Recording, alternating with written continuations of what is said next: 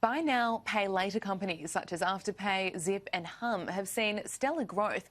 But as directors sell down their holdings, questions remain about whether the sector has been overhyped. Edward Boyce explains. Buy now, pay later.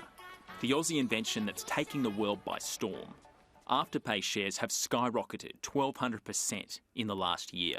A $74,000 investment would have made you a millionaire. Zip shares are up 750% over the same period.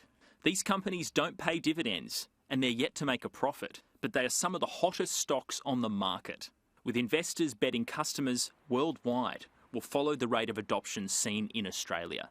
At the recent half year, Afterpay's customers surged 80% to 13.1 million, with 8.1 million in North America. The network effect and the compounding that you're seeing in our results is the way that customers are transacting more frequently.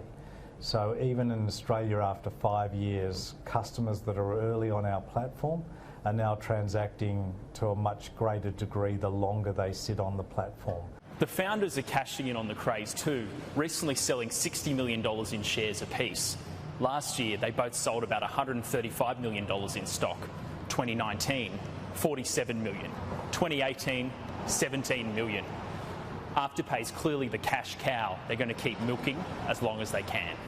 Zip had 5.7 million active customers at the half, up 217% year on year, with the United States market the key prize. It's a very heavy focus of both the board and the business more generally. It will be the recipient of the majority of investment for the half. I think we're very conscious of the competitive dynamic there and the size of the prize. And we understand that if we do have ambitions to be a truly global player, we need to have a very significant presence in the US.